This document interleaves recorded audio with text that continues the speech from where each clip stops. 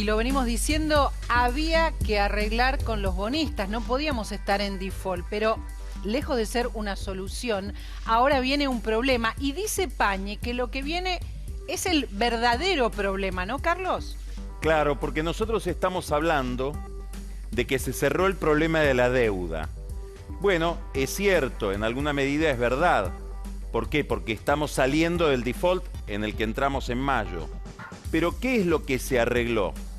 Se arregló una parte del problema con los acreedores privados, con los acreedores del mercado financiero que le habían prestado plata a la Argentina. Queda todavía otro tramo de ese mismo universo. Pero la Argentina está en deuda, tiene una deuda muy importante con otro actor, que no es el mercado, que no son fondos privados, que es el Fondo Monetario Internacional, que dispuso darle a la Argentina más de 50.000 millones de dólares. Y le dio, efectivamente, casi 40. Bueno, muy bien. Mientras Guzmán negociaba con los fondos, el fondo, que es el grandote, el gran acreedor, al que verdaderamente le debemos, miraba. Porque todo lo que le pagara Guzmán a los acreedores privados con los que cerró ayer, para el fondo es plata del fondo, es decir, era su propia plata. Ahora empieza una larga negociación con el Fondo Monetario Internacional para poder, por lo menos, no tener que desembolsarle lo que le debemos y que se haga una especie de renegociación permanente de ese dinero. ¿Eso va a ser gratis? No.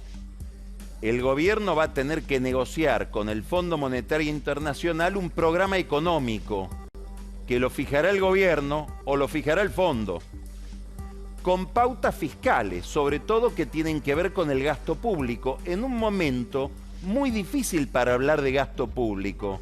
¿Por qué? Porque la pobreza se ha disparado del 35% a ¿cuánto? ¿50%?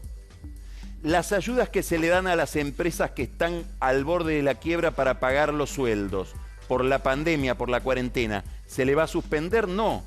El IFE que se le da a la gente que no tiene ningún otro recurso más que esa asistencia, ¿se va a cortar? No. Digamos, estamos en un momento de gran expansión del gasto con poco financiamiento. Pero además hay otro problema central para la Argentina, para los que miremos la economía argentina. Desde, pongamos un momento, mediados de la década del 70, lo que era el paraíso, vamos a decirlo así, el paraíso peronista, el pleno empleo, la felicidad de que todo el mundo tenía un trabajo remunerado, asalariado, se fue achicando. Y empezó a crecer lentamente el empleo informal, el empleo en negro. Bueno, antes de que empiece la cuarentena, el 35% de la población económicamente activa, de los que trabajaban en negro. Ahora, con esta mega crisis a la que estamos todavía ingresando, que es la de la cuarentena, ese volumen, esa cantidad de gente que trabaja en negro va a aumentar. ¿Por qué es importante?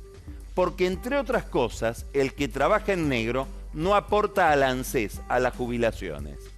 Con lo cual el problema del financiamiento de las jubilaciones, que es de altísima sensibilidad política, que desata conflictos como los que vimos en la época de Macri, fin del 2017, con solo tocar un poquito ese tema, se agiganta.